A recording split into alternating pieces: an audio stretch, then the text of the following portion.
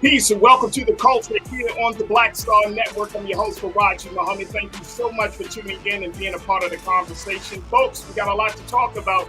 First, we're going to be checking in with former Congresswoman and board member of Consumer Quality Care to talk about the importance of access to healthcare and what are some of the big healthcare challenges that are on the horizon that we need to keep our eyes on. We'll have that conversation. Plus, I got to bring you some updates in this ongoing case surrounding the great tragedy of the brutality against Tyre Nichols. We're going to share with you some of the latest details as the fallout continues to happen in Memphis. And then later on, we're going to talk about some other things, some cultural things. Plus, I got a great piece for you for trends posted during the most. So stay with us. A lot to talk about in today's edition of The Culture right here on the Black Star Network. Let's go.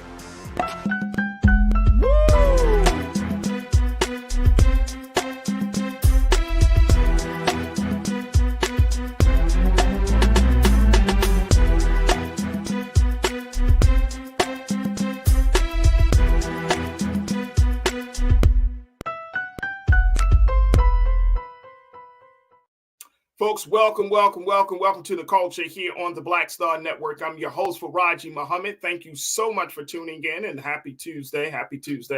Folks, we got a lot to talk about, so let's jump right in. First and foremost, I wanted to talk about what's happening on the healthcare front. Now, there are other issues, of course, that we certainly can discuss, but one of the big things that we often are not really privy on as much is what is going on with our healthcare system. And this is a mission that Consumer Quality Care has been on to make sure that Americans understand the importance and the value of the system. Now, in a few moments, we're going to be joined by Dr. Donna Christensen, who serves as a board member for CQC, as well as she's also a former Congresswoman, to talk to us about this. Now, as we have this conversation, folks, we would love for you to join us. So make sure you get ready to post your comments in the chat here on as we're streaming live on Facebook and of course on YouTube and also on Black Star Network. So without further ado, let us now welcome our very special guest for this first conversation, Dr. Donna Christensen. Good afternoon, Doc. How are you, ma'am? Oh, great. Hi, Farajii. How are you? I'm good.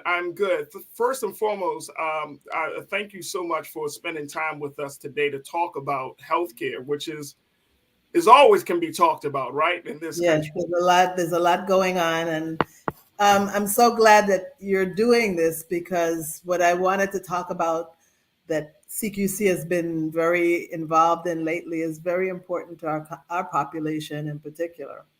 So let's first talk, Doc, let's talk about, and the great thing about what you're bringing to the table today is that you are a doctor, but then you served in the legislative side as a former Congresswoman. So you understand the ins and outs of the system from various aspects. But first, let's talk about the work of CQC, Consumer Quality Care. What's the mission behind CQC? CQC is the voice for the consumer and their concerns. So that's what we reach out to policymakers, legislators. We reach out to the community itself to find out what their concerns are, but and then be advocates for them on the issues that they're facing, whether it's access to health care or the costs, the out-of-pocket costs that are really challenging them, all of the concerns that they have. So this is a consumer driven organization. This is like a lobby for the every man, every woman of the citizen. Yes. We work very hard to make sure that their voices are heard and their concerns are heard and addressed. So, Dr. Donna, when I went to the website for Consumer Quality Care, one of the big things, of course, is access to healthcare, and you understand this probably like more so than any other folk, because we just I don't want to say we came out of COVID, but COVID doesn't seem to be as threatening as it was, say, a year and a half ago or 2 years ago. Where are we in that situation, first and foremost? I know that there are some new I'm kind of keeping up, and there are some new strains of COVID-19 that are popping up. There's some new cases that are popping up. But first, are we at a better place with dealing with this pandemic? Well, I think we're at a better place because a lot of our community organizations have worked very hard to make sure that the access to vaccines, the access to medication, and information was made more available to our community than it was initially. That's awesome. That's awesome. Yeah, we are seeing a slight increase again. I guess we're going to expect to see seasonal increases as time goes on. We're not totally free of COVID, but it's here. It seems as it's here to stay, and I hope that our community really pays attention to the nuances of the variations and really takes advantage of the vaccines and the treatments that are available. Absolutely.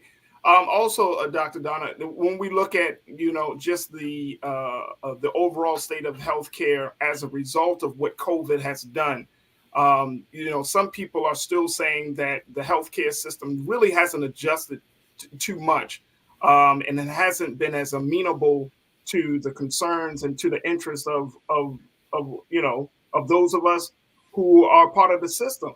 And I'm wondering, are you seeing that on your end as well? Is this still like a Herculean task to try to address all of the needs, the healthcare needs of a diverse population? Is this still a big problem for the system?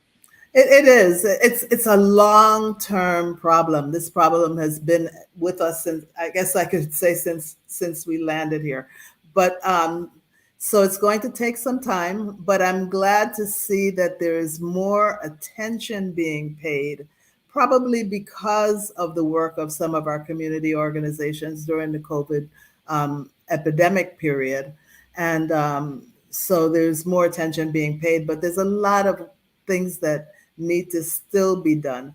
And part of it is understanding that you cannot be healthy in an unhealthy situation. So it's much more than access to healthcare, which is extremely important, but it's also about the environment that you're living in. If you're in poverty, if the economic situation is terrible, if you're in a blighted community, if you're more at risk for the impact of climate change, if you're in housing that's substandard, if your educational system is not where it needs to be.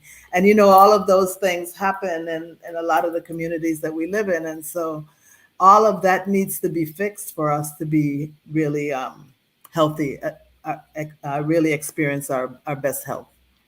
Okay, awesome. Now let's talk a little bit about this some of the big topics or the big issues that CQC has been focusing on. What are some of the big issues that we need to keep our eyes on here? I'd like to spend some time talking about our hospital fail, because when you look at what this is about, you're going to really see that we're probably the most impacted. Black, Brown, American Indian, anyone who is below the poverty level or close to it. So Consumers for Quality Care has been doing a nonprofit hospital scorecard that spotlights hospital practices that are at odds with what the public expects and what the public should be getting.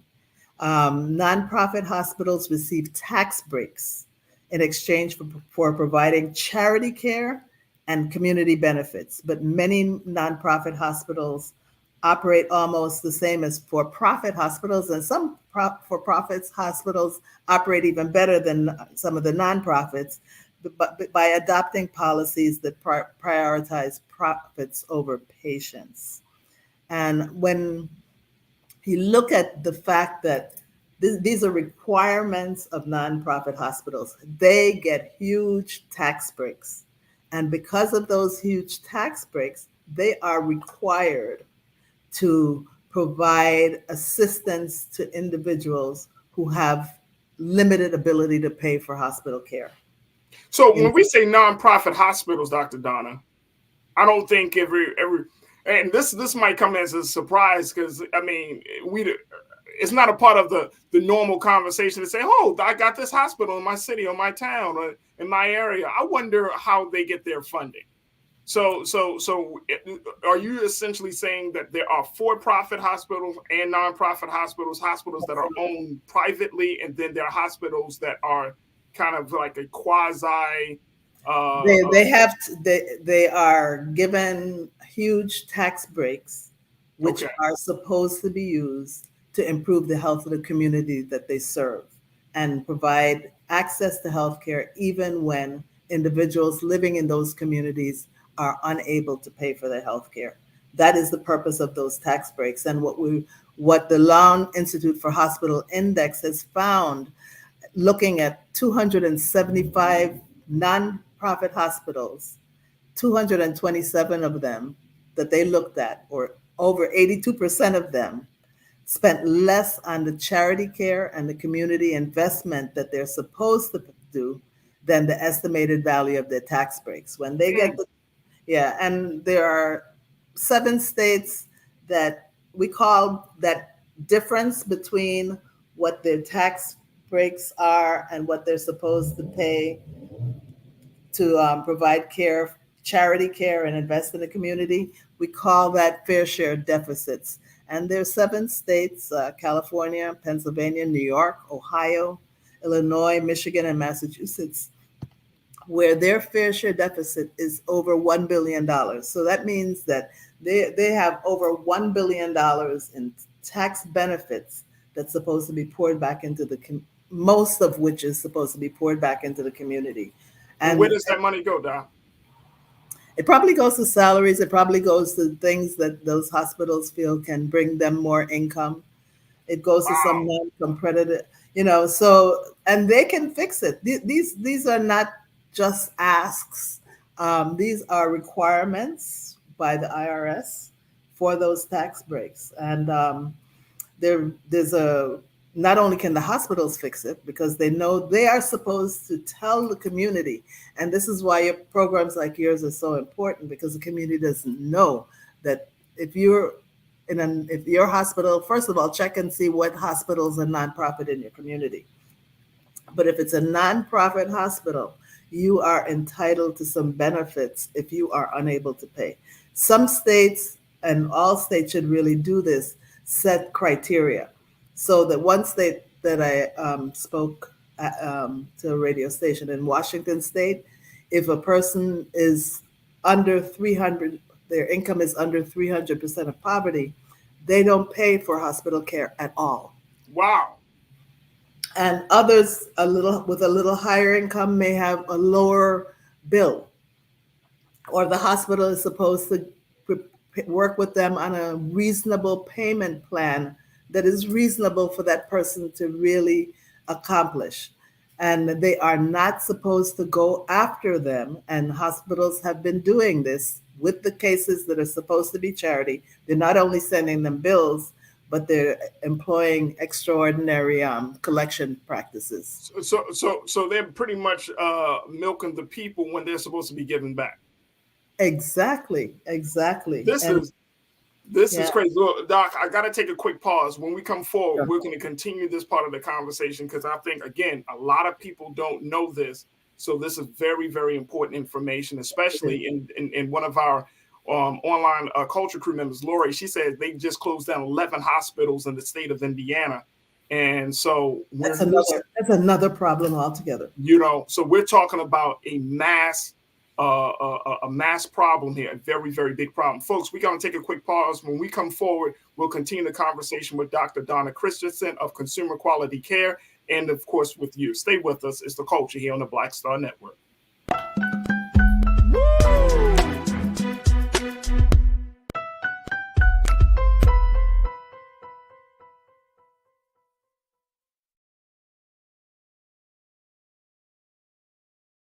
Black Star Network is here. Oh, no punch! I'm real revolutionary right now. Thank you for being the voice of Black America. All momentum we have now, we have to keep this going. The video looks phenomenal. See, this difference between Black Star Network and Black-owned media and something like CNN. You can't be black black-owned media and be scared. It's time to be smart. Bring your eyeballs home. You dig? When you talk about blackness and what happens in black culture, we're about covering these things that matter to us, speaking to our issues and concerns. This is a genuine people-powered movement. There's a lot of stuff that we're not getting. You get it, and you spread the word. We wish to plead our own cause. Too long have others spoken for us. We cannot tell our own story if we can't pay for it. This is about covering us. Invest in black-owned media. Your dollars matter. We don't have to keep asking them to cover our stuff. So please support us in what we do, folks. We want to hit 2,000 people, $50 this month, raise $100,000. We're behind 100,000, so we want to hit that. Y'all money makes this possible. Check some money orders. Go to P.O. Box 57196, Washington, D.C. 20037-0196. The Cash App is $RM Unfiltered. PayPal is R Martin Unfiltered. Venmo is RM Unfiltered. Zelle is roland@rolandsmartin.com. Folks, Black Star Network is here. Hold no punches. I'm real revolutionary right now. Support this man, Black Media. He makes sure that our stories are told.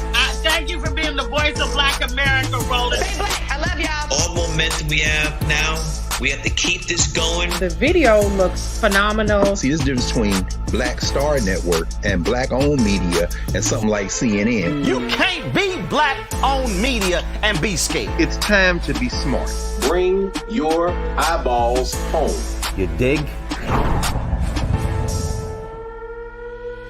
Pull up a chair. Take your seat. The Black Tape with me, Dr. Greg Carr, here on the Black Star Network. Every week, we'll take a deeper dive into the world we're living in.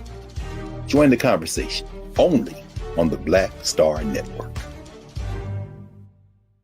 Hi, I'm Dr. Jackie Hood Martin, and I have a question for you. Ever feel as if your life is teetering and the weight and pressure of the world is consistently on your shoulders? Well, let me tell you, living a balanced life isn't easy. Join me each Tuesday on Black Star Network for a Balanced Life with Dr. Jackie. We're all impacted by the culture, whether we know it or not. From politics to music and entertainment, it's a huge part of our lives, and we're going to talk about it every day right here on The Culture with me, Farajii Muhammad, only on the Black Star Network. Hatred on the streets, a horrific scene, a white nationalist rally that descended into deadly violence. White people are losing their damn minds.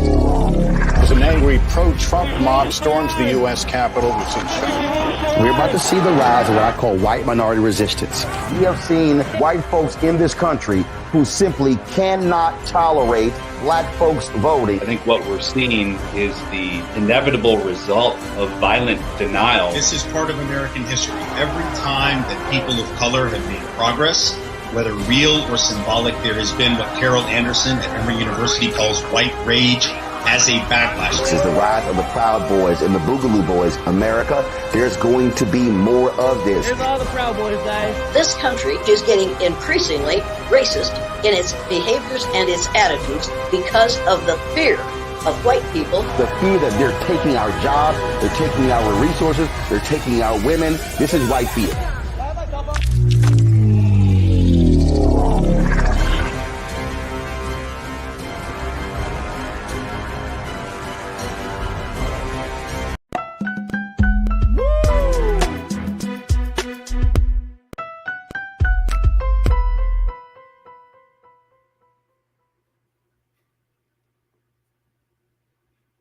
Folks, welcome back to the show. We have been talking to Dr. Donna Christensen, who is a board member for Consumer Quality Care and a former U.S. Congresswoman, to talk to us about the access of healthcare, and more importantly, talking about the issues that the nonprofit hospitals have had to play. And more importantly than that, where the money is going when these hospitals are bringing in all of this money from your and our dollars, you're in our taxes, and yet still not investing in the communities that they're supposed to serve. Dr. Donna, we appreciate you so much for checking in again. I want to bring you back into the conversation here. When we're looking at the bigger picture, this nonprofit piece that CQC is moving forward on. How far along are we in this with this issue? Are we getting some traction and momentum? I think so. We've done our hospital fill scorecards on about 9 states so far, all of which are filled. We've done Oregon, Washington, Illinois, New Jersey, Montana, Colorado, Pennsylvania, Indiana, and North Carolina. Many of those places where a lot of us are, North Carolina, New Jersey, Illinois. So we still have more to do. And we need to, what we really are about right now is writing to our members of Congress in the states that we had done a scorecard on, and to others, also to state legislators, because there's a role that they must play to ensure that the nonprofit hospitals do what they are obligated to do to help our communities have access to healthcare without overburdening them with bills that they really cannot afford to pay. So we've written to legislators already. The state's role here is to set standards. I told you that Washington State has a standard that if your income is under 300% of poverty, you don't pay your hospital bill. It's paid for out of those tax break money that the hospital has. And so other states need to do the same thing. And they also need to have legislation that protects the consumer from being harassed and hounded and having really extreme collection practices coming after them, even in cases where they shouldn't have been billed, period. So that's what the state legislators need to do. We do have one bill so far in the Congress that was introduced by a representative from Washington and one from Indiana that expands the Federal Trade Commission's antitrust enforcement to nonprofit hospitals. So they need some more oversight. And This is one way that we can provide some more oversight. But again, as we're here talking to you, it's important that our people, our public knows that if you're in a nonprofit hospital, and you can check and see which ones are in your community, that they are obligated to let the community know what the charity care is all about, that they must offer because of their huge tax breaks. Right, their status. And when you are in the hospital, before they can start any kind of billing and collection, they need to sit with, that hospital needs to have staff that sits with you to determine your eligibility for charity care and whether you pay any bill at all or whether you have a reduced cost or whether you do a plan. And those are not just nice things to do. Those are requirements for those nonprofit hospitals if they're going to continue to get their tax breaks. So here's what Marcus Jackson, who checked in, he said hospital expenses have increased greatly, Dr. Donna. He said the total expenses for Texas hospitals in 2022 cost over $33 billion more than before the pandemic. Yes, and I don't know if he's talking about that's probably a mix of hospitals, whether they're nonprofit or profit. The cost has gone up. There's a lot of anti-competitive activity going on, mergers taking place, for example, which allows the hospitals to charge more because there's no competition in the area. And you mentioned the closing of hospitals, and they're closing in some of the areas that need it the most. And so people are forced, if they need healthcare, hospital care, to go to some of these big now merged hospitals that can jack up the prices. But if they're nonprofit, they still have to offer you that those particular advantages because of the taxes that they're not paying. They're supposed to use the taxes money that they're not paying to help you and to help your community. Absolutely, absolutely. Ming Lee, Natasha Surge. Ming Lee said, Dr. Donna, Hospital closing seems like a purge of some kind. There's always going to be sick people and others with ongoing health issues. Nurses was just on strike in New York City. I remember seeing that, and hopefully that because we're now using more telehealth, we can reach more people who may not have access to get physically into a hospital. And we have ways through telehealth of monitoring your diabetes, your blood pressure, and so forth, and working with you even if we don't see you in person. But I think, I've gone through closures in hospitals, and when I was in Congress, they're really painful. They're really painful, and they happen in areas that can least afford to not have a hospital. So we're the ones that are hurt, and that's a major issue that I don't know how we're going to really address. But we're hoping that telehealth, and also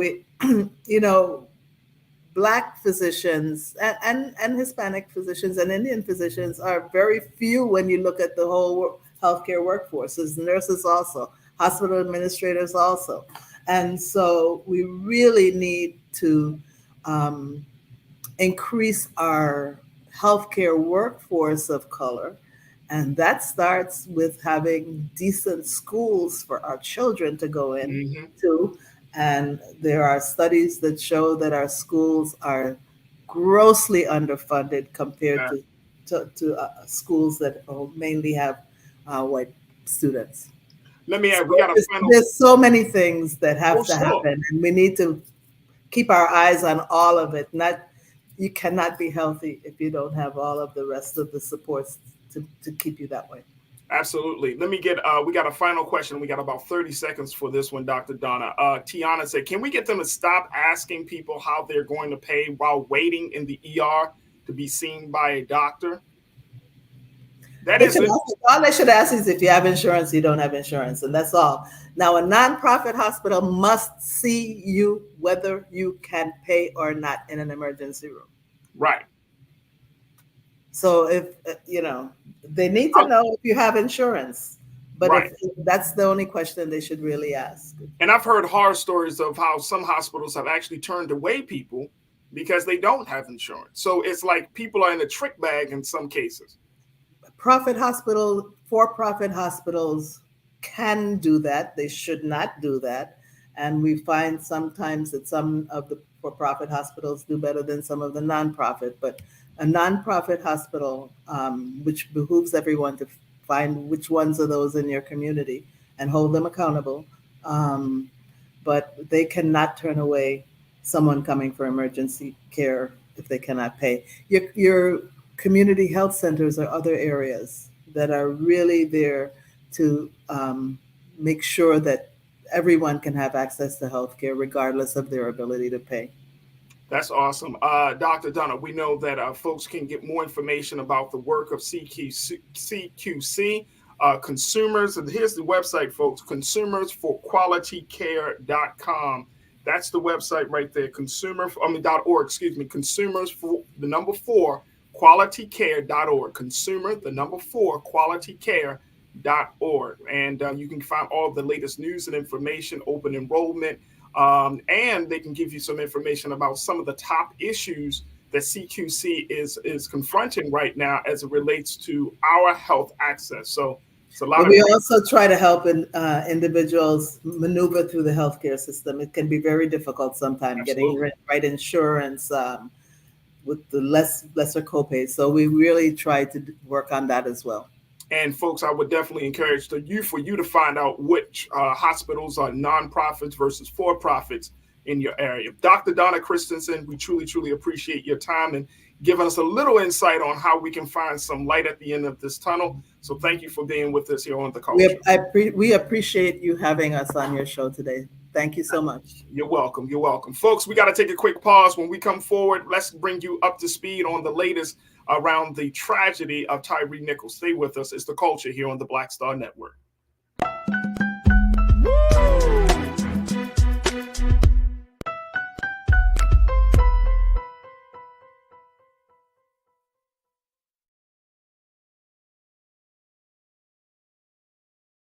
hatred on the streets, a horrific scene, a white nationalist rally that descended into deadly violence. White people are losing their damn minds.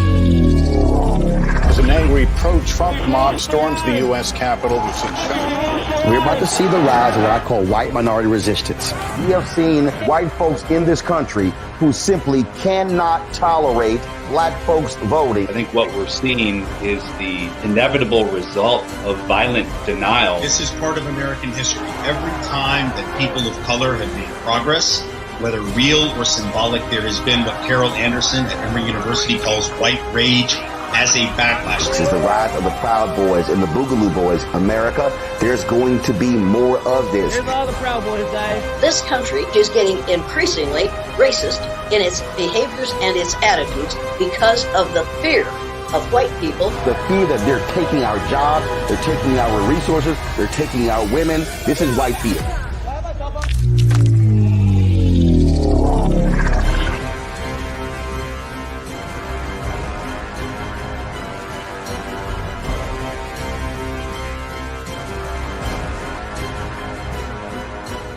Black Star Network is here. Oh, no punch! I'm real revolutionary right now. Thank you for being the voice of Black America. All momentum we have now, we have to keep this going. The video looks phenomenal. See, there's a difference between Black Star Network and black-owned media and something like CNN. You can't be black-owned media and be scared. It's time to be smart. Bring your eyeballs home. You dig?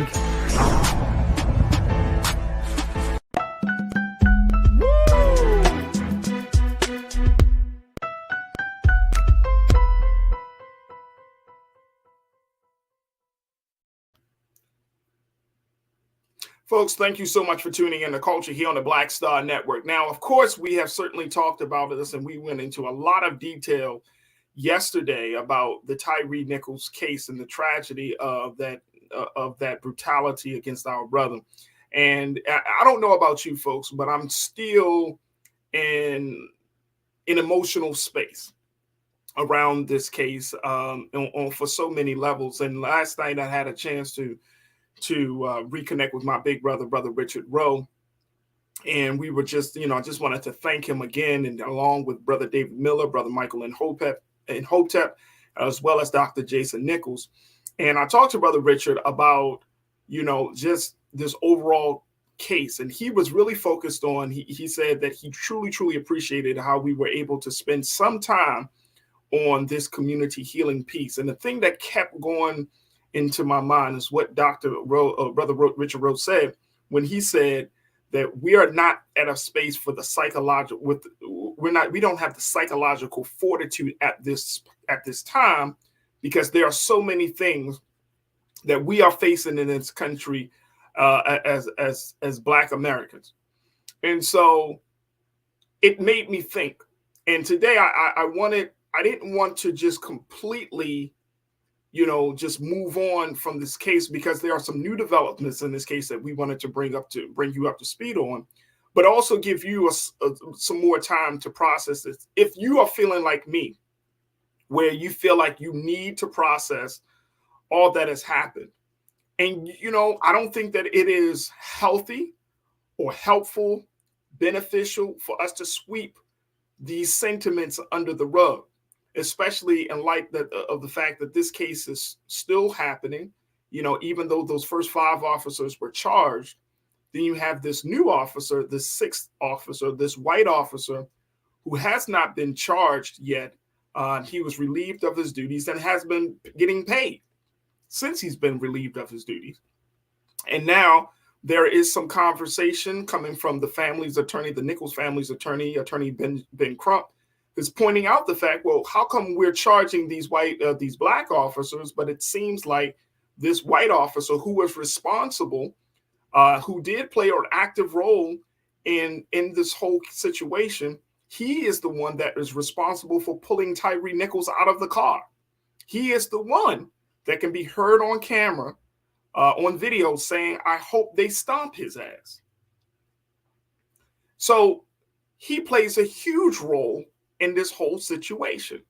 And yet this officer Officer Preston Hemphill has not been formally charged, and he is the one that's been involved in this whole situation. Now, there has been a seventh officer whose name has not yet been disclosed, who has been relieved of duties as being connected to this case as well.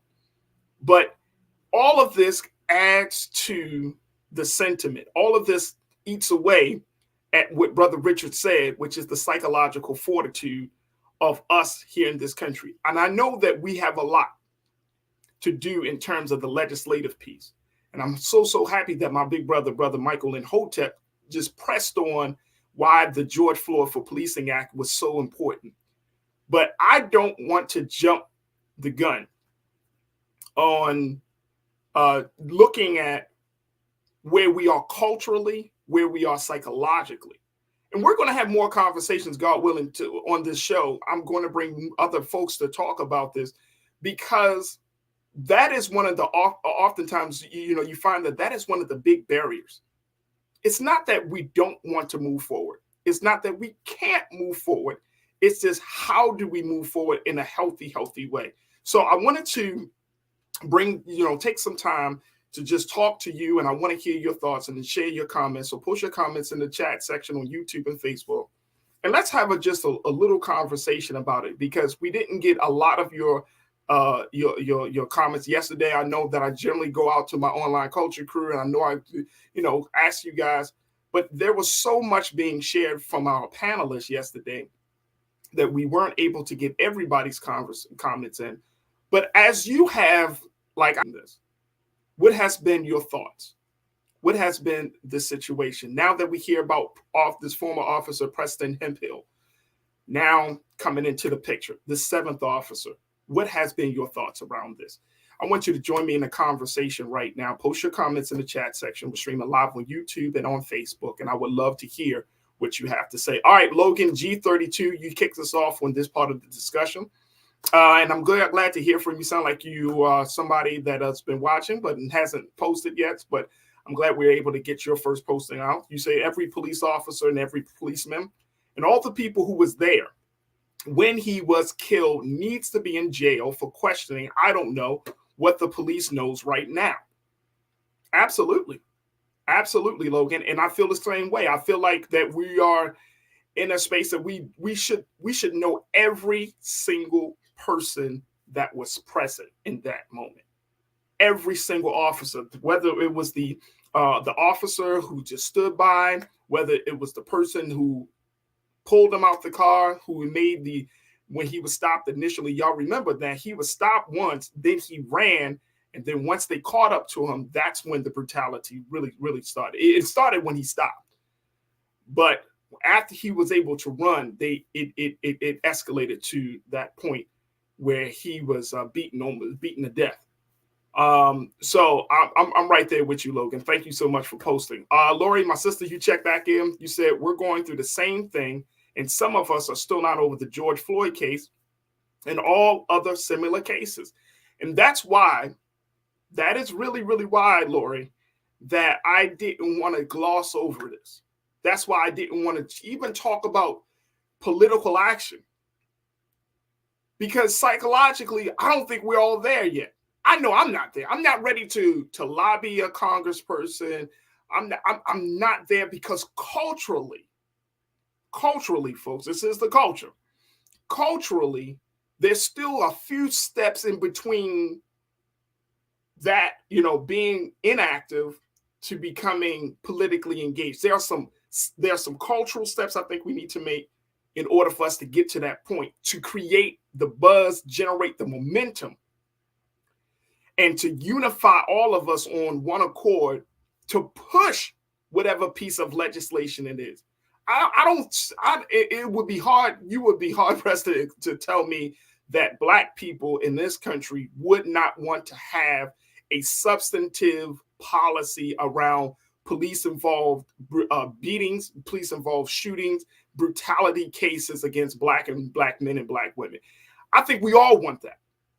But I think there's some steps on how to get there. Now, can we do two things at once? Absolutely.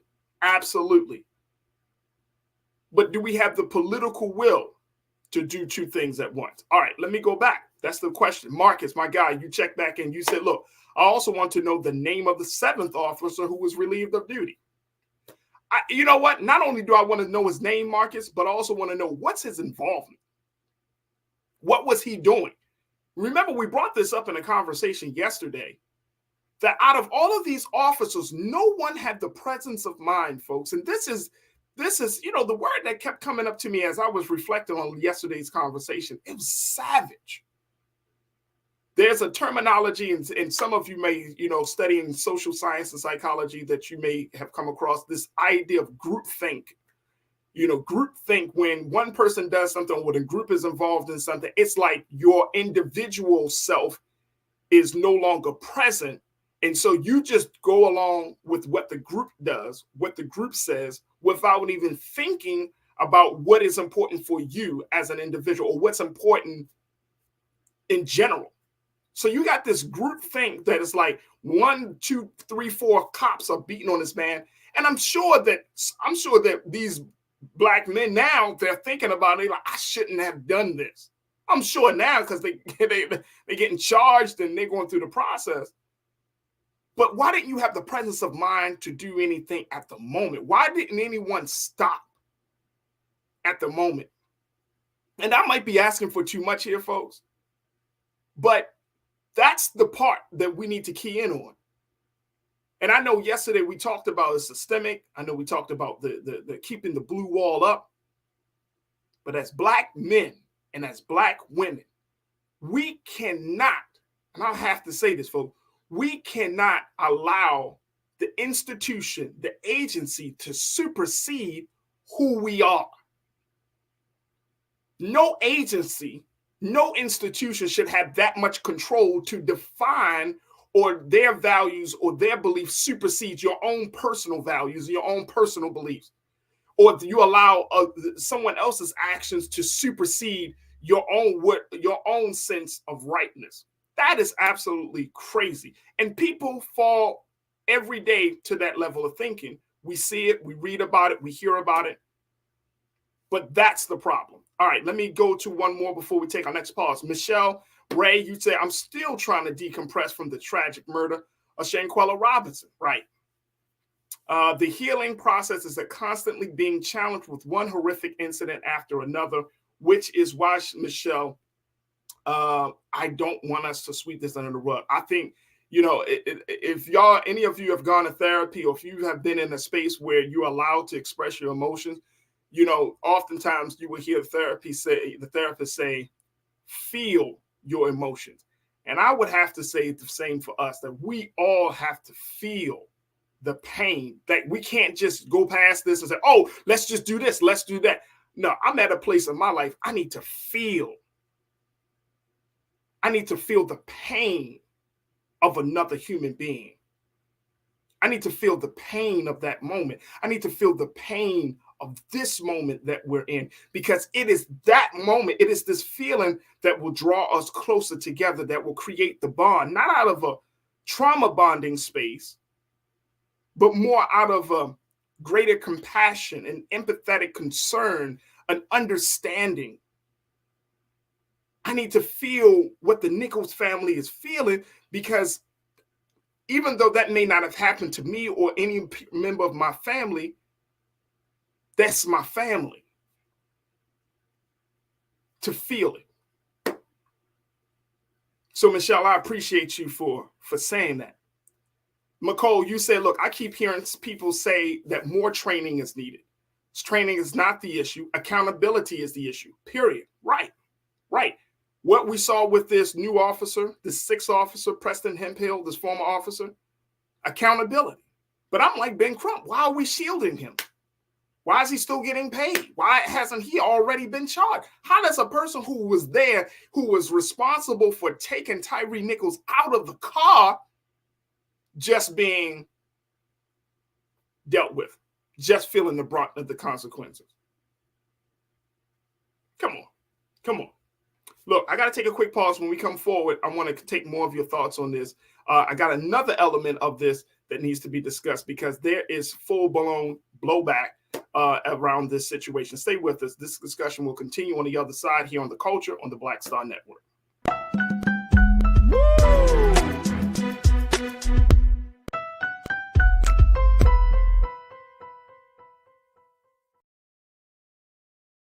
When you talk about blackness and what happens in black culture, we're about covering these things that matter to us, speaking to our issues and concerns. This is a genuine people-powered movement. There's a lot of stuff that we're not getting. You get it, and you spread the word. We wish to plead our own cause.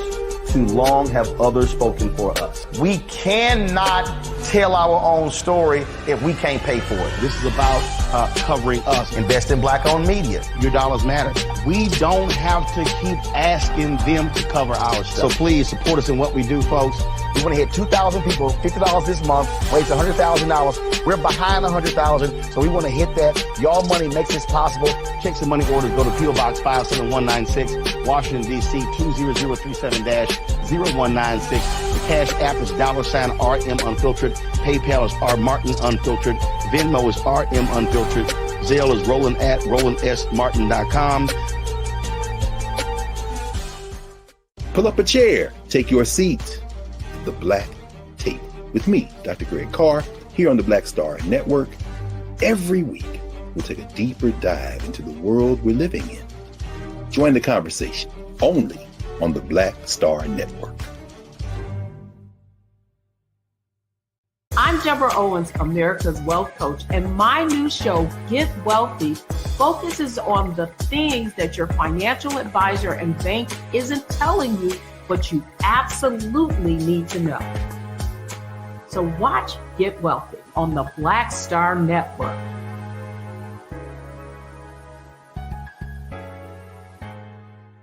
Hatred on the streets, a horrific scene, a white nationalist rally that descended into deadly violence. White people are losing their damn minds. As an angry pro-Trump mob storms the U.S. Capitol, we're about to see the rise of what I call white minority resistance. We have seen white folks in this country who simply cannot tolerate black folks voting. I think what we're seeing is the inevitable result of violent denial. This is part of American history. Every time that people of color have made progress, whether real or symbolic, there has been what Carol Anderson at Emory University calls white rage as a backlash. This is the rise of the Proud Boys and the Boogaloo Boys. America, there's going to be more of this. Here's all the Proud Boys, guys. This country is getting increasingly racist in its behaviors and its attitudes because of the fear of white people. The fear that they're taking our jobs, they're taking our resources, they're taking our women. This is white fear.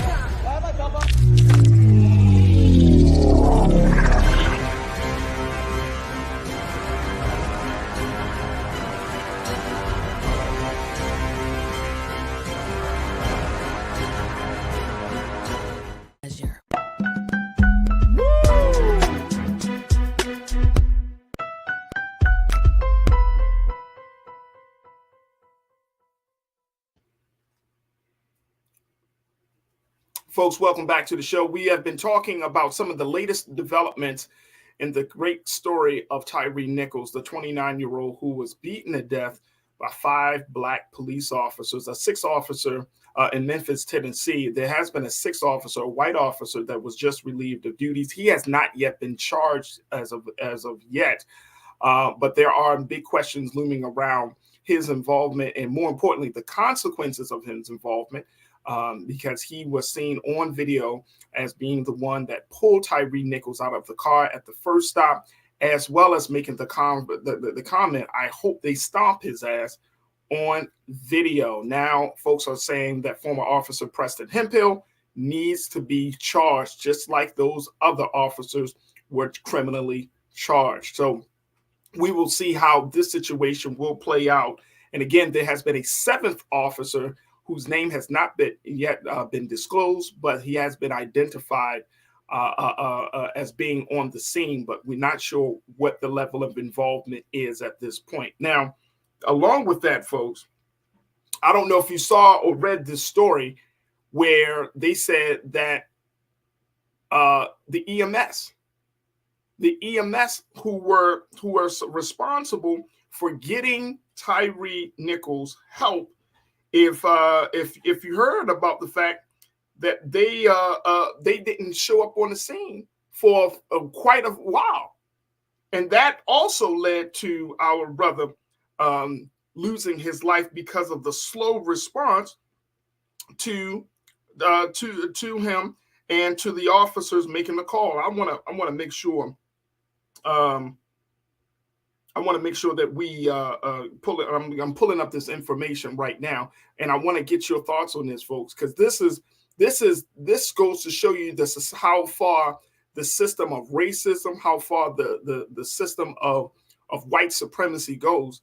That it not only infects one institution, it's a cancer that poisons every other institution that may be affiliated with it. That's how far the situation goes. We're going to pull up that information in a moment. And I want to get back to you, my online culture crew, to share your thoughts, because again, this is the time I just wanted to process this with you. I know there's going to be a long road ahead in terms of healing, but we do need to process this as a community and as a people and as a nation. Let's go back to Karen. Karen, you checked in. Karen, you said alleged evidence has surfaced, which could reclassify Brother Nichols' death as a premeditated murder. One of the officers' ex works at FedEx and was dating Brother Nichols. We need answers. Yeah, I'm reading that, and I know a couple of folks have sent me some information about that on social media. So I'm not quite sure. FedEx hasn't come out with any statement yet. So we haven't, I don't want to speak on a situation without getting some more information, but FedEx has not yet put out any statement as far as we know. Brother Roland had called out FedEx via social media last night. And so there hasn't been any response to his call in terms of what FedEx is doing to substantiate that part of the story. So I don't know. I heard about that as well, but we don't know. Now, according to the reports, an ambulance was called. It arrived at 8:55 p.m., the statement said, and an emergency unit cared for Tyre Nichols and left for a hospital with him at 9:08. So that was 27 minutes after the officers, the paramedics Long, Sandridge, and Whitaker arrived, according to the officials. 27 minutes. 27 minutes, folks. 27 minutes. So that just goes to show you how long this situation is. And also has been reported that an investigation determined that all three violated multiple policies and protocols. The statement said, adding that their actions or inactions at the scene that night do not meet the expectations of the Memphis Fire Department. 27 minutes, 3 EMS paramedics on scene. They had to pay. No, let's make it bigger. Let's make it bigger, Keenan. You can take me out the frame. We can make. That's them. How does this happen, folks? 27 minutes. How did this happen? How did they wait so long? What were you doing? A man was on the ground. What was going on? What were you talking to the officers? Trying to figure out how you were going to tell a story? What were you doing? What the hell were you doing for 27 minutes? Did you give him any type of support, life support? If you didn't rush that man to the hospital, what were you doing?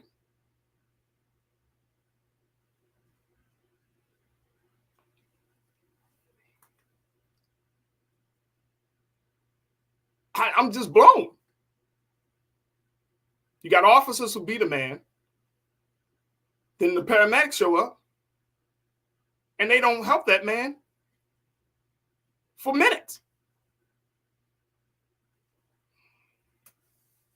That's why we got to process this.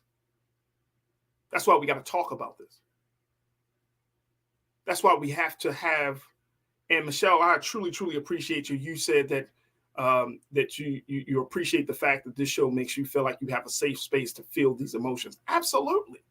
I can't thank you enough for making that point, because that's what we're trying to do. We can't just report it and not feel it. I would be lying to myself, and I get it. There's certain bias, but come on, like I can't come to you as a black man and living in this country. We're all going through this thing and not show you some level of emotion around this. Why shouldn't I get mad? Why shouldn't we have a conversation? Why shouldn't we be able to express ourselves? Very, very important. So I appreciate all of you for tuning in for this part of the discussion. And I think that it's super important that we continue to have this discussion. But I wanted to bring you some updates. And again, we will certainly keep our eyes out on this process. Look, we got to take a quick pause. When we come forward, we're going to switch gears. We're going to be checking in with Miss Jody Davis. You don't know who the name of Jody Davis is? Well, she is the stylist that styled the new First Lady. And she's also the stylist that got the attention of Ms. Oprah Winfrey. So we'll have that conversation up next. Stay with us. It's The Culture here on the Black Star Network.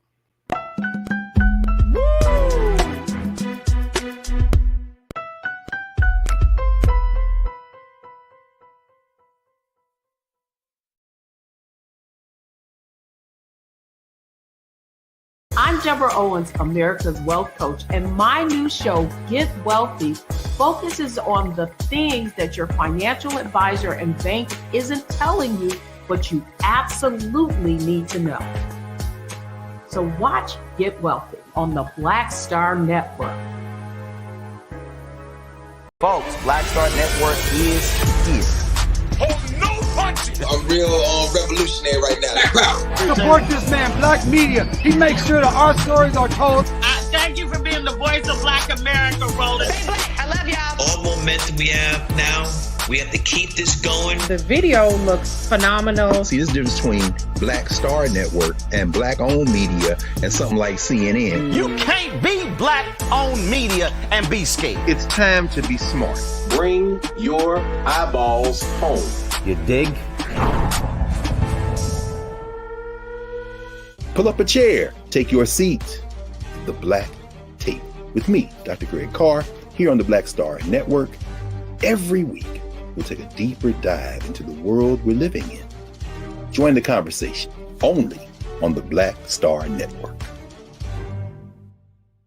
Hi, I'm Dr. Jackie Hood Martin, and I have a question for you. Ever feel as if your life is teetering and the weight and pressure of the world is consistently on your shoulders? Well, let me tell you, living a balanced life isn't easy. Join me each Tuesday on Black Star Network for A Balanced Life with Dr. Jackie. We're all impacted by the culture, whether we know it or not. From politics to music and entertainment, it's a huge part of our lives, and we're going to talk about it every day right here on The Culture with me, Farajii Muhammad, only on the Black Star Network. I'm Deborah Owens, America's Wealth Coach, and my new show, Get Wealthy, focuses on the things that your financial advisor and bank isn't telling you, but you absolutely need to know. So watch Get Wealthy on the Black Star Network.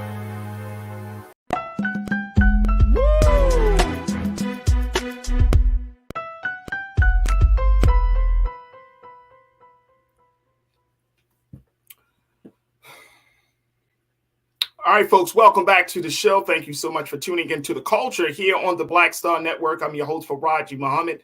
Thank you, thank you, thank you. All right, folks, we're going to switch gears and get into something a little bit lighter as we've been, of course, talking about some of these heavier issues. And again, folks, we thank you for just working with us, processing everything that's going on. It's important for the culture that we do that. Now, my very special guest, I'm very excited to talk to this sister. She is Baltimore-based. She has made her name for herself in the fashion and design world, but now she has really made a name for herself as she served as the official the celebrity fashion designer for the First Lady, the new First Lady for the state of Maryland, folks. That is Jody Davis Design. She posted history was made at the inauguration for I.M. Westmore, now the first Black governor for the state of Maryland. And there is one of her celebrity clients, man. Oh man, I'm so happy to have joining us right now, our sister Jody Davis. Sister Jody, thank you so much for tuning in, for being with us here on the Culture on the Black Star Network. Good afternoon. We got her. There we go. She got her. All right, we're going to try to get her picture in, and Jody, we're going to try to get your picture on it. Folks, let me just tell you something very quickly, that Jody has been doing this work for a long time. And this is one of those stories that I truly, truly love, because sometimes you got to put in, there's an old saying, especially in business or any type of work, that you got to put in those at least 10,000 hours, right? And so when you're talking about putting in work for years and years, and then you get an opportunity, you know, the old saying that success is part of preparation and then at the same time opportunity. You have to be ready. And that's one of the things about Jody Davis's story that I think is so, so important, that you should be ready for that big moment. And this, even though Jody has been doing fashion design work for years, she was given the opportunity to do something that caused her to be ready. And I'm very, very excited. We got our sister on. We got Jody on. Jody, can you hear me? I can hear you. Okay, awesome. There we go. How are you this afternoon, Jody? I'm doing well. How are you? Thanks for having me on. Oh, I thank you. I know we got a few moments with you. And I know you've been extremely busy lately. Listen, I'm thankful. I am excited. You never know when those opportunities present themselves, and voila. Well, let's talk about this, because I love stories. I love your story. Because you've been doing this. This is not like, you first time. You've been doing this. You in Baltimore, you doing your thing, and for the most part, people know you, but you're still kind of like under the radar a little bit. Yes. And then, how did you get the opportunity to design and style the new First Lady of Maryland?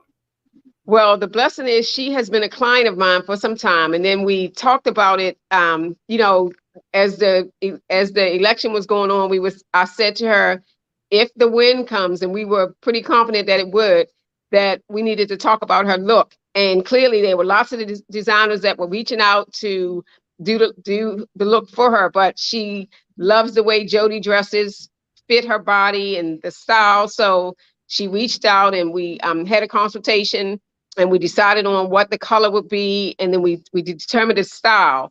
And so I got to work. I said if I had time to go to Milan or Paris to pick her fabric, I would have done so. But since timing was of the essence, I had to go right to my sources in New York and found what I was looking for, that beautiful winter white cashmere. And then she asked me if I would do the look for her, for their daughter, Mia. And I don't normally do things for the younger generation, but I was able to pull it off. And Mia has been considered the belle of the inauguration as well.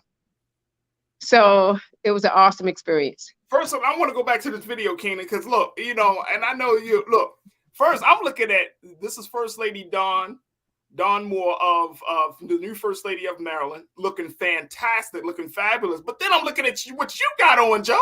What you, I'm like, wait a minute, hold up, Jody she ain't just, you don't just see, some raggedy t-shirt. You came through looking fabulous yourself. Is that something that you designed yourself?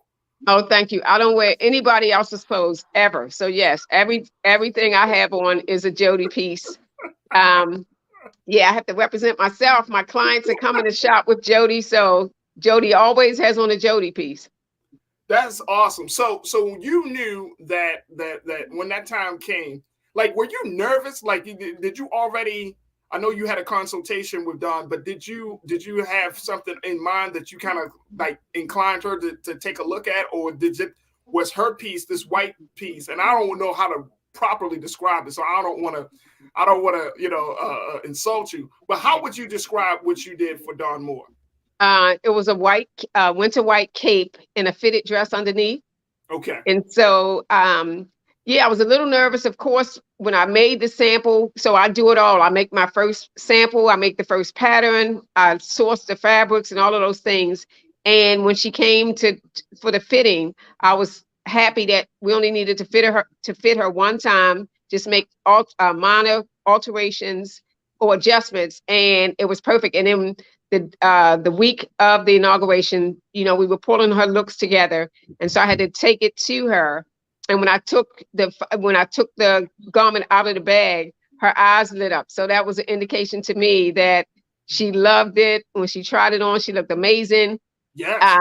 And so when I saw her the day of the inauguration, I just felt, and it did not really hit me until I got home that evening and I turned on the news. And as I turned on the news, I saw First Lady and Governor Moore walking down the steps. And I said, wow, she looks beautiful. And I'd say all the time, when I see clients in my pieces, it's as if I had nothing to do with it. Although I know I did the pattern, I did the sample, I sourced the materials and do all of that. It's as if I had nothing to do with it when I see the final piece completed. So now when I look at and take a look at that, folks, that is Governor Westmore and his wife and their two beautiful children. Yeah. Jody, what's generally your inspiration for your pieces? Because I feel like this, and I feel like it's much more futuristic. It's not like your classic or traditional. Like you're trying to push the boundaries a little bit. So am I on the right page with that? You are, and I often like to design, or I've been told by my clients, I like a woman to make a statement when entering a room without saying a word. So when you saw the First Lady, she didn't have to say one word. You just looked at her and saw the elegance, the sophistication, all of those things in that one look. So I just wanted to do something that would just be a timeless piece. Like this is a historic event.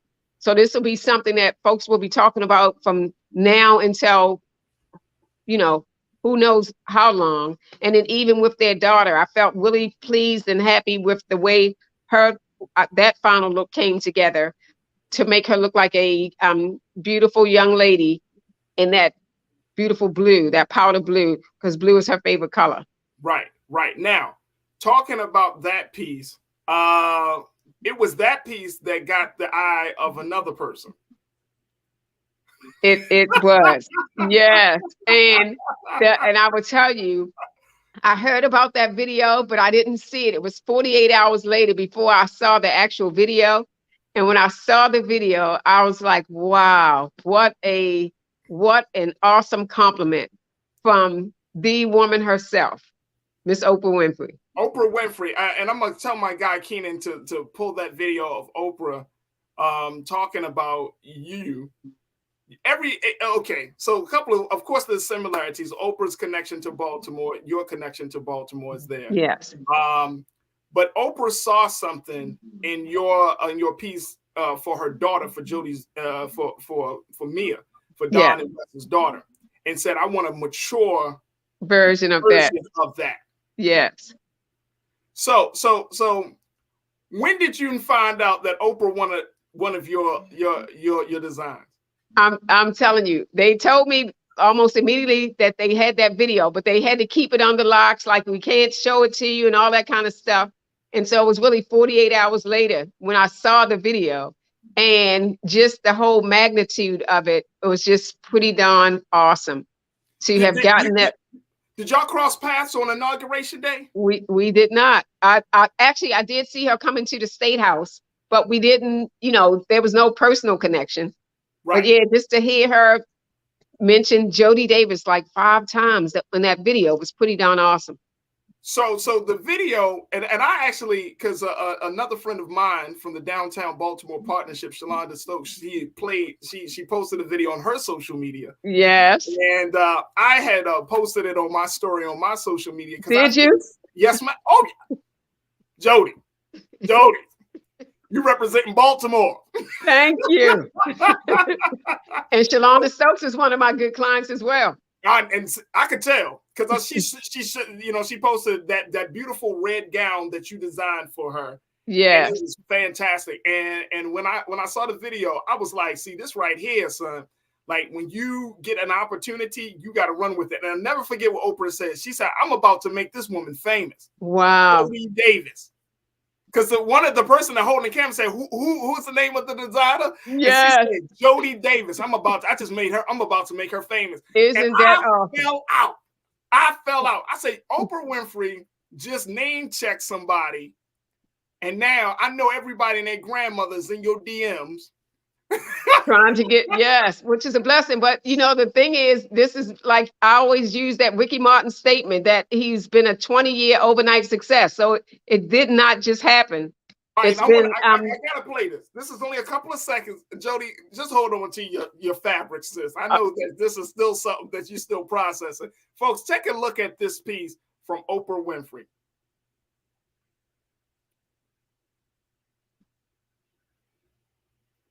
First Lady and First Family's wardrobe? Well, I thought she was, actually, I asked who did the clothes. I mean, I'm going to be looking up Jody Davis. Jody Davis is here. So I'm the stylist and the designer is Jody Davis. Baltimore's I'm Baltimore's going to be looking own. up Jody Davis's stuff. Jody, I got you. Jody, you did Mia's, and I love that little dress. Yes.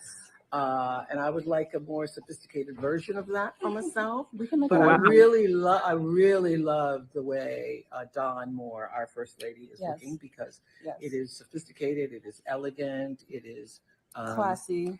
Yes, but it's also so now, you know, it's also so current. I mean, you can't even define what that is. I've never seen that look before. And the thing that's beautiful about it is she's able to define what that is for her. If she's wearing it, it's not wearing her.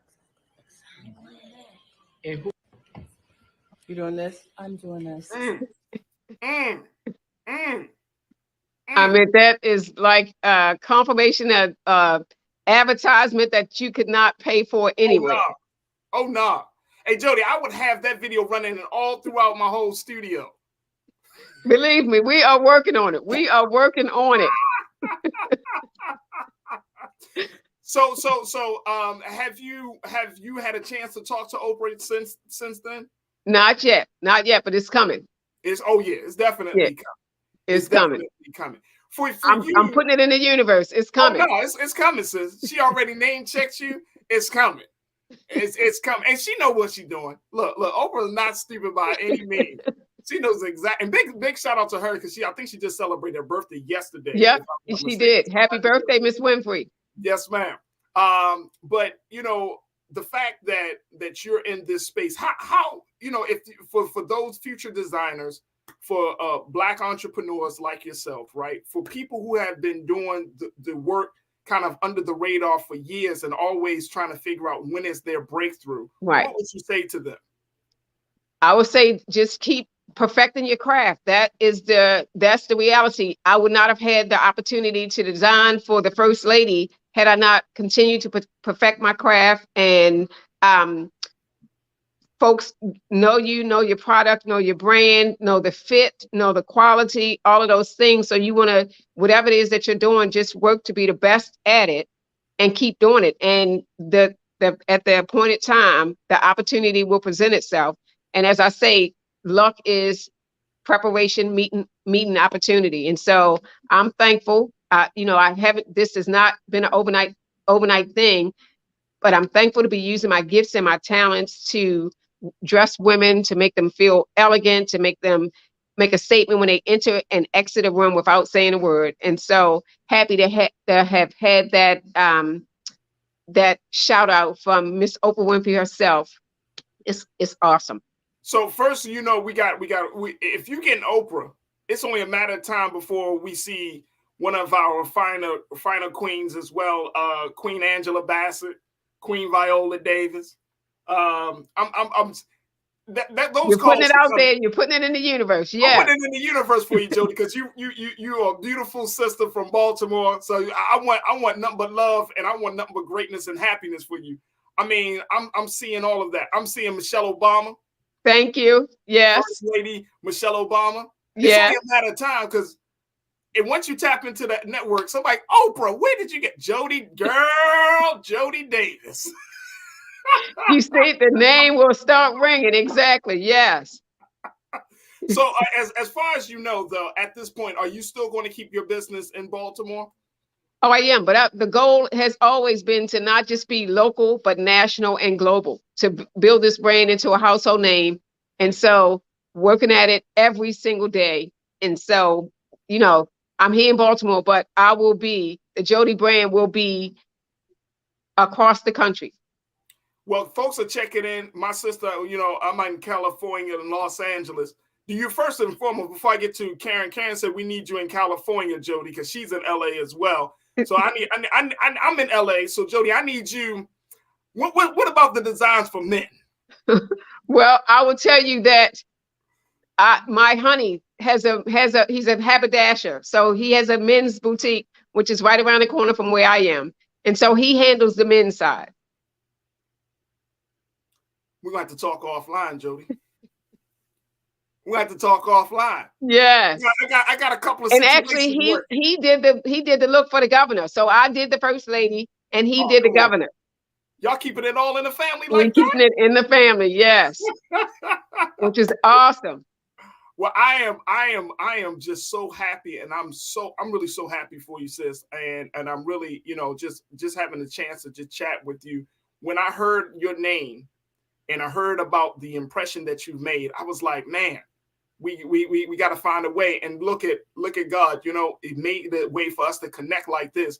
But I am just very, very happy for you. I love see people winning.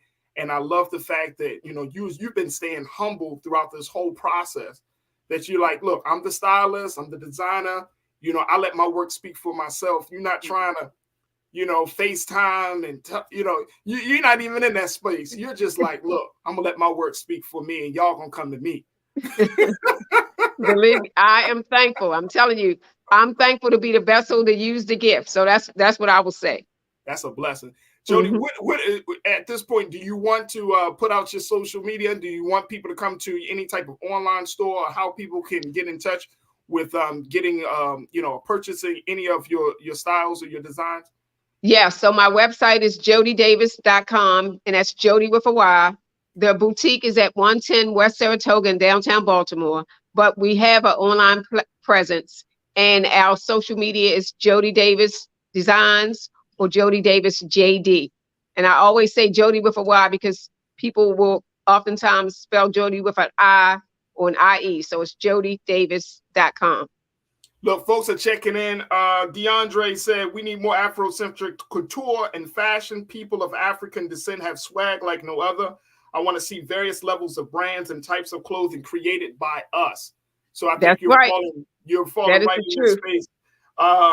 My sister Lana, she is going crazy over you, Jody. She says she is taking off in all seriousness. I love seeing this. This is how the culture works. She like, man, oh man. She's like, we're going too fast forward because this is exactly where she wants to see. So Lana, thank you so much. People are showing fire signs all over the place. People are showing hearts and clapping emojis.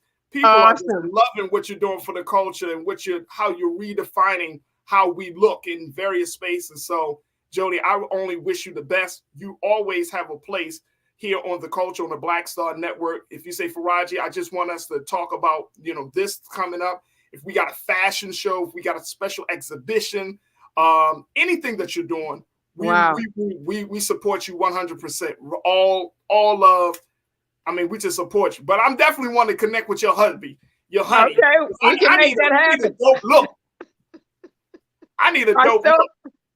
I so appreciate the opportunity to speak with you today. And believe you me, we will be reaching out to you in the future for things that are coming up because our community, listen, we need the support. We need the support of our own community.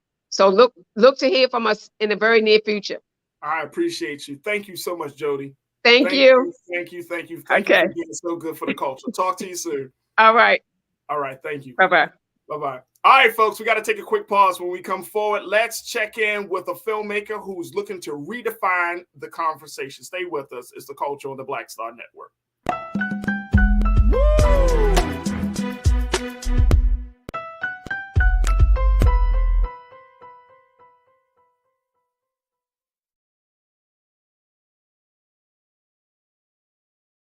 Pull up a chair, take your seat. The Black Tape with me, Dr. Greg Carr, here on the Black Star Network. Every week, we'll take a deeper dive into the world we're living in. Join the conversation only on the Black Star Network. Black Star Network is here.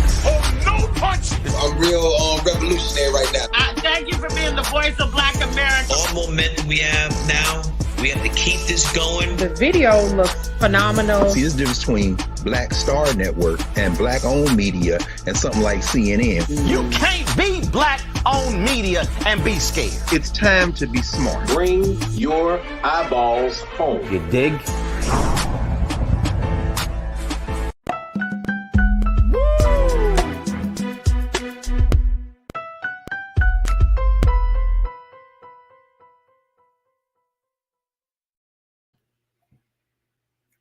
All right, folks, welcome back to the show. For our final conversation, we wanted to check in with filmmaker Frederick Taylor to talk about the work that he's doing and why it's important for us to tell our story in the way he's telling it. Frederick, thank you so much for checking in with us here on the Culture on the Black Star Network. How are you this afternoon? Very well, my friend. How are you? I'm good.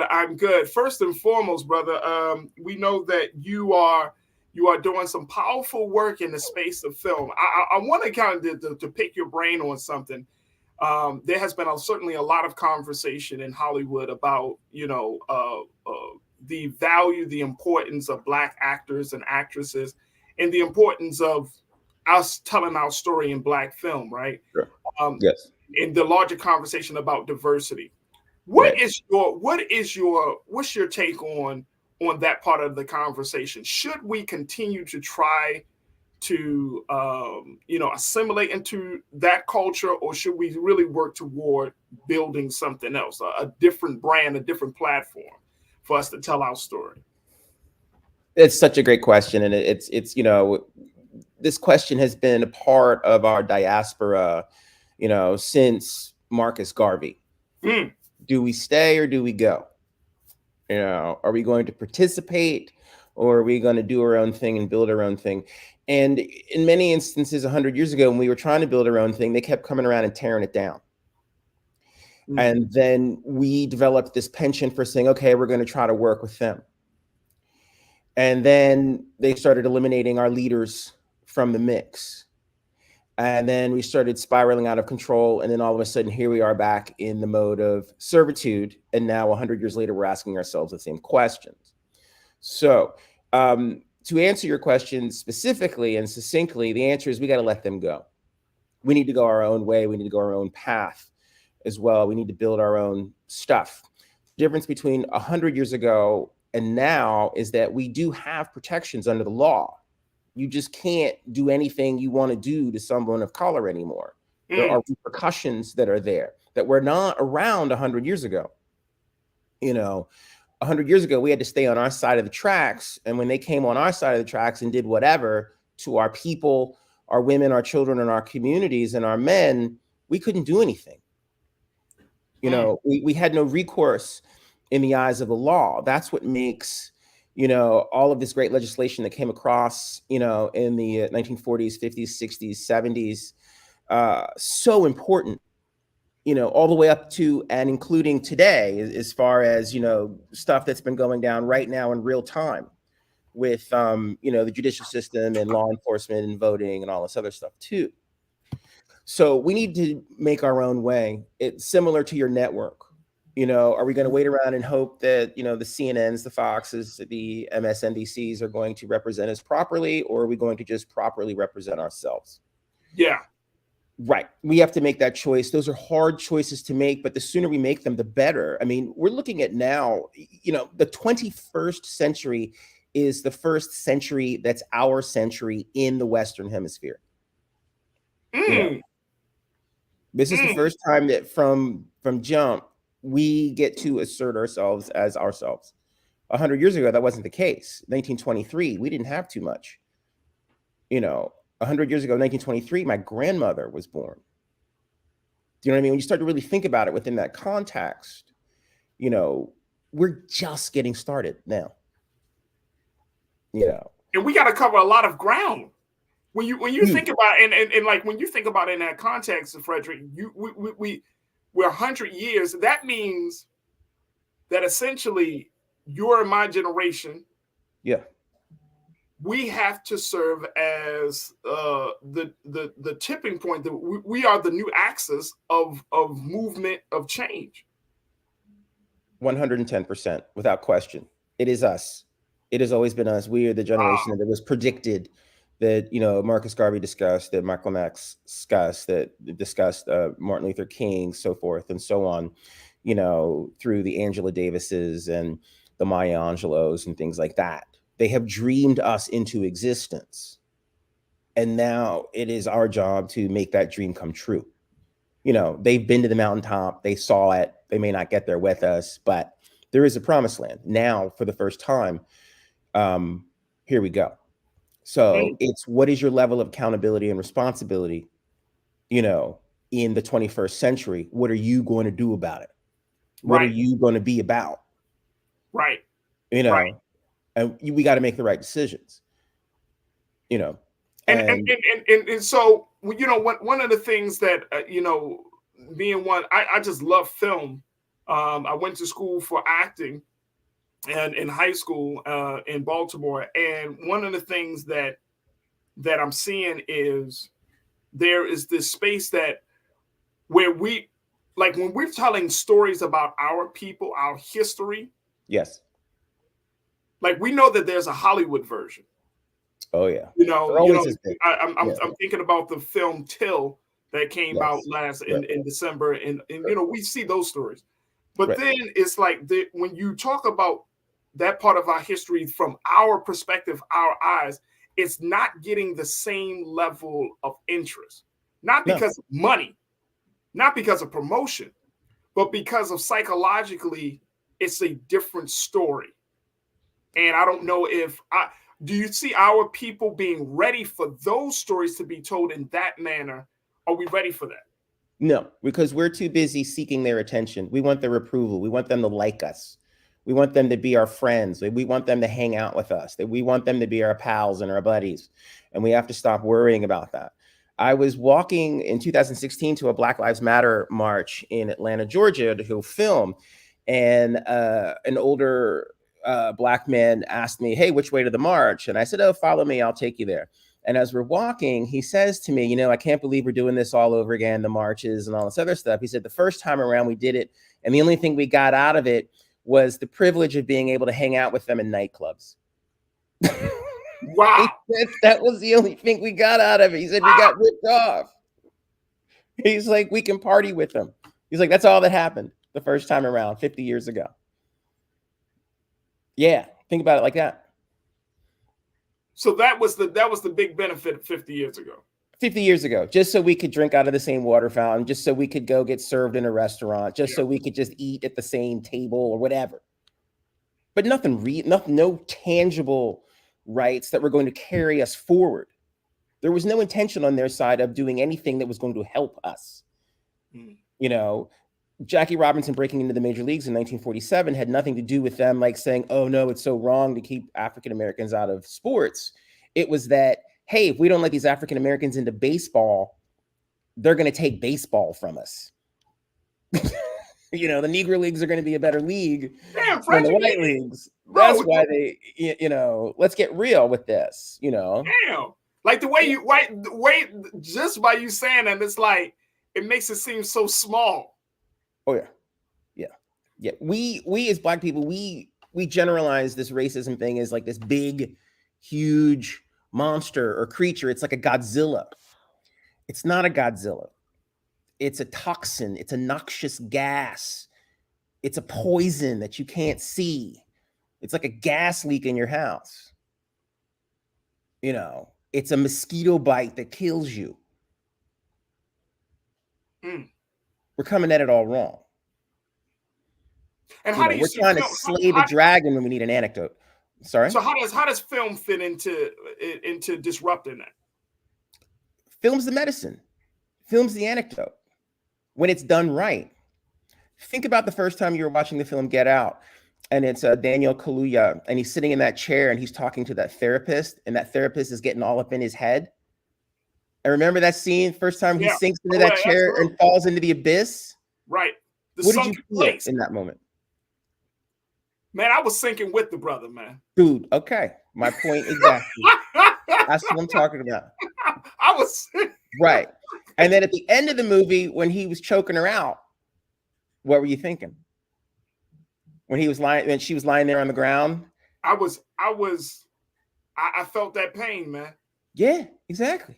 I felt that's that the first pain, time man. in Hollywood history that a black man had been greenlit to choke a white woman out on camera, on film. You see what I'm saying? Like, that's the power of this. You know, the way that at the beginning of the film, you're disarmed because he's in this clandestine relationship with this super affectionate young lady, you know. And that's just the camouflage. That's just the MacGuffin. That's just sleight of hand. Distract you for a hot minute so he can tell the real story. Because the real story wasn't about them dating and going out and hanging out. Or that they're just this really lovely interracial couple that's in love. And he's going home for the weekend to meet her parents. Man, they were trying to steal his soul. Come on, man. That's what this is about. So one of the big films that are out right now, you can answer this question or you can deny answering this question. You People, that's on Netflix right now. Yeah, I haven't had a chance to take a look at it, but right. I'm seeing some of the reviews and people are saying it's not what you think. It's not, you know, from the writing to the intention behind the film, and I just wonder, as a filmmaker, when those type of films are brought to our people, sure. You know, is it helpful? Is it harmful? Like, what do they do in terms of bringing us into a higher consciousness of our history and ourselves? Those films, like Till, are there to educate the status quo, the masses, not us. The term "you people," we've heard that all our lives. Right. You and I have heard the legend and the story of Emmett Till since we were young boys. Yep. That's old hat, dude. I'm not interested in that. You know what I'm interested in? What you're doing right now. You are a network anchor on a independent flagship rogue network in the digital universe. That's interesting to me. What are your trials and tribulations and what you're going through? Or what I go through or what I'm doing. You know what I'm saying? Like, that's interesting. Not the murder of a young boy in 1955 or a particular nifty catchphrase that's been around for generations. You people. That's old stuff, you know? And we got more things to do or better things to do with our time than to. But doesn't it bring up the conversation though, Brother Frederick? Like, doesn't it generate us to have a conversation about race issues? About Is it? Does it? I don't know. Has Till changed anything? Has You People really moved mountains? I don't think so. I think the Get Out did more. You know, I'm just using that as a quintessential example. You know, I even think 12 Years a Slave did more. I even think Moonlight did more. You know, Hidden Figures did more. Where we really changed the conversation. Like, hey, guess what? These Black women helped put people into space. Right. Stuff that people didn't think about, nor could they consider. They don't think of us as individuals that are capable of, you know, contemplating, you know, astrophysics. They don't think about us like that. Ever. You know, if you interviewed them and said, what does an astrophysicist look like? It's not us. It's definitely not no Black woman from the South. No, it's not. Exactly. You know, that's the woman that cooks and cleans. I mean, come on. Like, this is how they are. This is what they do. This is what they think. They are limited in their reach and scope. And so we don't have time anymore to ride on their bus, whether we're in the front of the bus or the back of the bus. We have to get off of the bus and get our own bus. Let me do this, Fred. I got to take a final pause. Yes. I got to continue this conversation. Hold on. we got to continue because my online culture crew is feeling the whole vibe of the energy around this conversation. We're going to talk about some more things culturally, talk about some of the upcoming projects and a whole lot more. Folks, stay with us. We're talking to filmmaker Frederick Taylor and, of course, to you. Stay with us. It's The Culture here on the Black Star Network.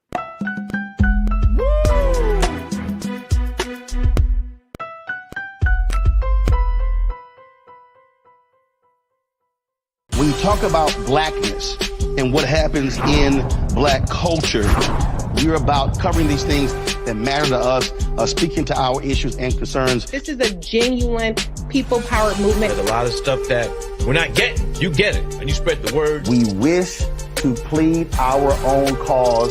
Too long have others spoken for us. We cannot tell our own story if we can't pay for it. This is about covering us. Invest in black-owned media. Your dollars matter.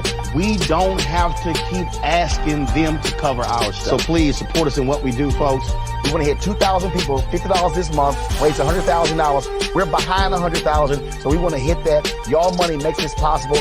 Checks and money orders go to P.O. Box 57196, Washington, D.C. 20037-0196. The Cash App is $RM Unfiltered. PayPal is R Martin Unfiltered. Venmo is RM Unfiltered. Zelle is Roland@RolandSMartin.com. Hatred on the streets, a horrific scene, a white nationalist rally that descended into deadly violence. White people are losing their damn minds. As an angry pro-Trump mob storms the U.S. Capitol, we're about to see the rise of what I call white minority resistance. We have seen white folks in this country who simply cannot tolerate black folks voting. I think what we're seeing is the inevitable result of violent denial. This is part of American history. Every time that people of color have made progress, whether real or symbolic, there has been what Carol Anderson at Emory University calls white rage as a backlash. This is the rise of the Proud Boys and the Boogaloo Boys. America, there's going to be more of this. Here's all the Proud Boys, guys. This country is getting increasingly racist in its behaviors and its attitudes because of the fear of white people. The fear that they're taking our jobs, they're taking our resources, they're taking our women. This is white fear.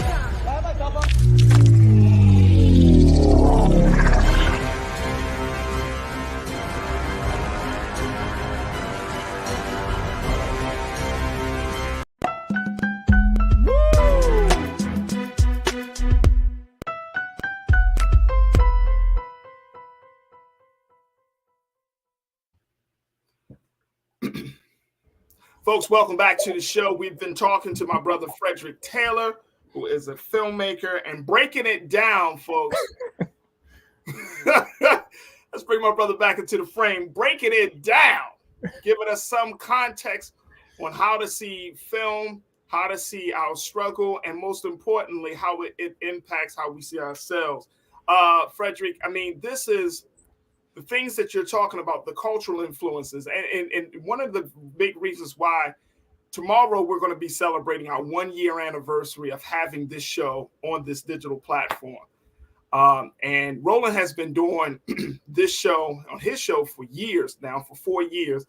We just started our show last year, February the 1st. We're about to go into Black History Month. And, you know, when I reflect on just having a space to talk about the culture and all of the various nuances of our culture. You know, what can you speak to where you see us culturally in this country, whether it's Black America, white America, because there seems to be a lot of like, it seems like the culture just all over the place. You have Black American culture, but then you have this other like subculture of what's on social media. Yeah. That includes Black Twitter and all of that stuff. And so it's like, can we truly define, or can we truly say that we have a culture? Or I don't know, brother. It just seems like sometimes it's just all over the place trying to figure us out here. Absolutely. They've been torpedoing us since the moment they got us here. What did they do when they brought us here in chains off of a ship? They broke us apart. They split us up. You know, they sold us like property. They're still doing it. They're not physically selling us like property and breaking us up. They're doing it, you know, metaphorically, psychologically, intellectually. You know, they're pitting us against one another because it serves them. It's for profit. They make money off of us, off of our, you know, discourse and disarray and our frustrations and our pain and our suffering and our sorrow. You know, they make the film Till because it makes money. You know, that's why they do it. You know, they push a lot of our music that isn't in the best interest of our children and our women because it makes money. You know, and our culture is shaped by these things. You know that. Come on. You grew up in it. You had to intellectually, emotionally, and psychologically fight your way through it. You know how many of my friends I've lost? How many of my friends are in jail? How many of my friends are on drugs, missing, whatever, because of that? And somehow I was able to maintain. And there's a part of me, I still don't even know why. And I'm thinking like, well, maybe it's because, you know, I had a grandmother who was strong enough to be able to get herself out of the cotton fields of Memphis, Tennessee, and get a college education and send my mom and me to college. Maybe that's the reason. But then there's so many other people that look like me that didn't have my grandma. Do you know what I'm saying? And then they didn't have that other community around them to support them as individuals. You know, the whole construct of blessing just goes to a whole nother level. And then we're criticized because we want to be spiritual beings in a world that is dominating us, that they are walking away from their spirituality or their fourth dimensional thinking. You know, they get uncomfortable when we refer to ourselves as kings and queens. You know, they get uncomfortable when, you know, LeBron James speaks up for himself as a professional athlete.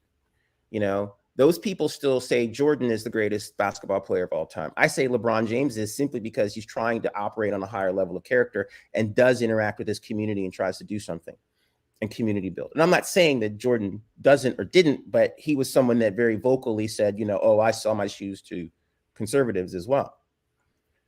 You know, it's a different type of attitude. Right. Capitalism. We have to walk away from capitalism because capitalism is not us. We are a tribal people. If one of us falls, we all fall and we lift each other up. That's how we get through. That's how we get by. We can't be them. And they could stand to be a little bit more like us than we are like them. Right. You know, and they take the pieces of us that they want, and then the things that they don't, they just sort of categorically dispose of. And that's why me as a content maker, I'm always trying to present our whole image, you know, right, the complete picture, you know. And Brother Frederick, that's interesting that you say that, because I feel like those pieces that are taken, that's the content, that is the focus of the content that we see on social media. Without a doubt. Black life, yes, Black culture, yes, is what's driving TikTok and Instagram, is what drives the content of social media. And this is coming from white content creators and Black content creators. Dude, they've been hustling us for 100 years. Yeah. We are the first adopters for everything in America. Anything that jumps off in the African-American community has an 85% chance of jumping off in the community at large. That's why they test market everything with us.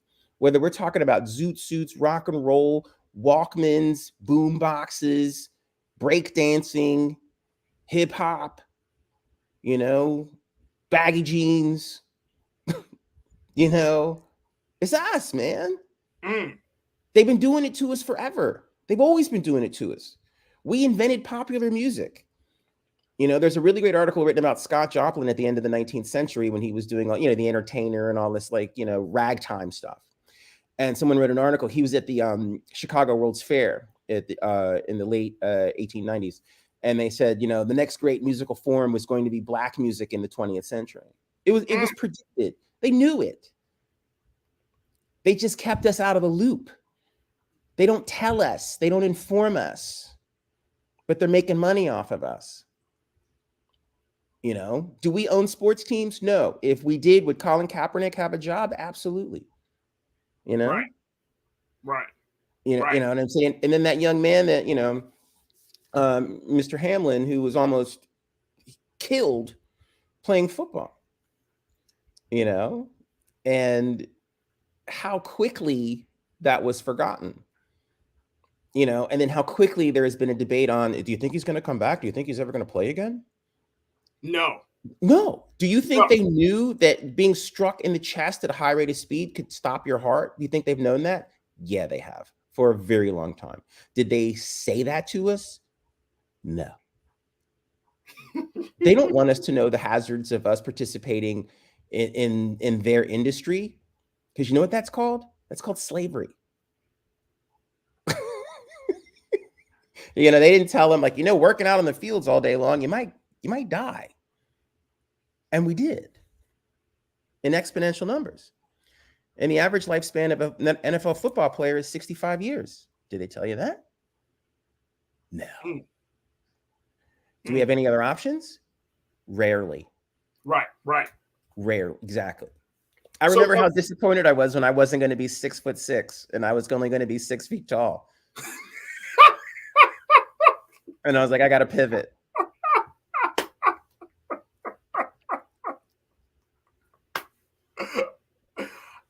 Hey, brother, you and I in the same boat. Exactly. I was like, damn, you got to be how tall? Damn. We got to lift how much weight? We have to run a 4.40? Are you kidding me? I got hands, though, bro. I got hands. Nah. You got to run through a brick wall. Right. You got to run through a brick wall. You got to be a superhuman Mandingo style black man. Right. That has been sort of categorically put into a mold over hundreds of years to create that person. Wow. You know, I've spent a lot of time in Africa. I go to Africa, everybody's like normal, you know?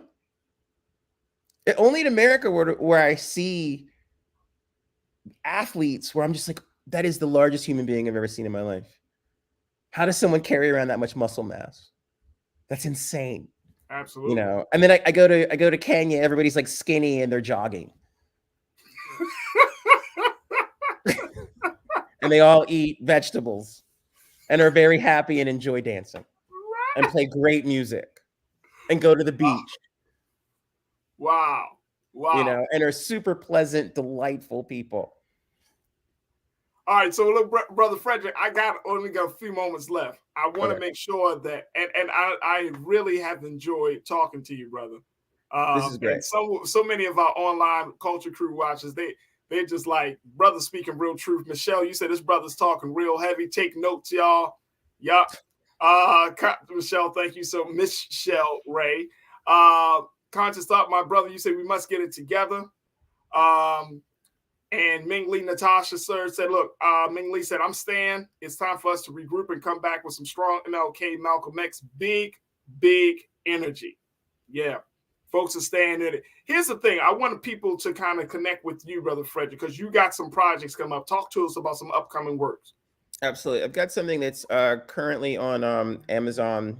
It's called Pre-Existing Freedom. It's on the Discover Indie Network on Amazon. I am season 7, episode 5. It's called Pre-Existing Freedom, and it's all about talking about a lot of things that we've just talked about today within the context of unpacking them during the pandemic in 2020. There's another film on Amazon. It is called Counter History's Rock Hill, which is about a counter sit-in 1961 in Rock Hill, South Carolina. That's also screened at the Cannes Film Festival as well. You can catch another piece on the PBS network called If Cities Could Dance Atlanta, and it's all about Black male dance culture in Atlanta. The innovators and creators of a style of dancing called J-setting, which came out of Jackson State as well. You know, and for those that don't know, Jackson State is one of our great HBCU institutions that is on par with what some of these other institutions that fought for social justice in the 1960s, you know, like your Berkeleys and your Kent States and stuff like that. That's what Jackson State was, where, you know, there were sit-ins with students and things like that, and the National Guard coming in and firing into dorm rooms, killing students who were just trying to protest. Jackson State is real. It's a real school on a real level, you know, beyond just the athletic part as well. And so they also, you know, they create art and culture there too. Right. You know, so those are some quick things that I do. I also have a network. It's called tomorrowpictures.tv. It is a curated network of not only my work, but other works that I find worthy of discussion as well in this same space as well. And then I have a company called tomorrowpictures.com, which serves the community at large, where we go out and we make content for other people, whether those are corporate clients or other communities that have come to us and said, hey, we want you to represent us. I'm going to be doing a documentary about the assimilation of Asian Americans in Atlanta, Georgia, specific the Burmese community of Myanmar. Myanmar sits adjacent to Thailand and Vietnam in Southeast Asia as well. And that's the other thing, that we need to be reaching in those directions, my man. Instead of worrying about what white people think, we can take our bandwidth and assist others that are like us. Do you know what I'm saying? Like, there's so much more we can do in Asia and in India and in, you know, Latin America that can uplift, you know, most of the planet. And we need to stop spending so much time worrying about what goes on in America because it's not for us. And it's only 320 million people. Yeah, it is. I can take 320 million people in Africa and put it on a postage stamp. Wow. Okay. Africa is the largest landmass on the planet. And we have all of the resources. And if you take the resources out of Africa, everybody's lights go off all over the planet. Hey, Brother Frederick, I gotta stop you right there, but I cannot wait to reconnect with you, brother, because you got a space here on the culture on Black Star Network. Is there really quickly? What's your social? How can people follow you? Social is super easy. It is FR3DER1CK at FR3DER1CK. You can Google that, or you can go to the Twitter, the Facebook, the Instagram. It's all there. FR3DER1CK. It looks like a matrix kind of thing, alphanumeric kind of thing. So 21st century, dude. There it goes. There you go. Right there. FR3DER1CK. To the future, my friend. That is where we need to be. This is our century, the 21st century. This is our first century in the Western Hemisphere that is ours for the taking. I love it. Brother Frederick, I appreciate you, brother. And we'll certainly, God willing, reconnect with you very, very soon. Keep up the great work. I love the conversation. And thank you for being so good for the culture. Anytime, my man. Anything you need, just let me know. Appreciate it. Definitely will. Thank you. Folks, that's going to do it for us. I want to thank all of my fantastic guests. I certainly want to thank my crew. And I want to thank you for tuning in. Make sure y'all do y'all due diligence and support us here on Black Star Network. Go to our website today at blackstarnetwork.com. Support us financially. Support us by sharing the content. And, of course, download the app on all of your devices. And make sure that you tell your friends and family about the great work that we're doing as a Black digital media platform that is streaming right now on Amazon as well. So make sure y'all, if you have an Amazon Fire Stick, you can definitely access Black Star Network through your Fire Stick now. So big shout out to Amazon for taking the time and seeing the value of the importance of this of this digital platform. So you can now stream us live 24/7 on Amazon Fire TV. That's going to do it for me. You can follow me on all social media platforms at The Real Farajii on Instagram and Farajii on Twitter. And I would love to connect with you as we build the community. Stay tuned. Up next is RMU, Roland Martin Unfiltered. As always, never be afraid to challenge what's wrong. Stand for what's right while being yourself in the process. God willing, we'll talk tomorrow for another exciting edition of The Culture right here on the Black Star Network. Have a great afternoon and evening. Peace.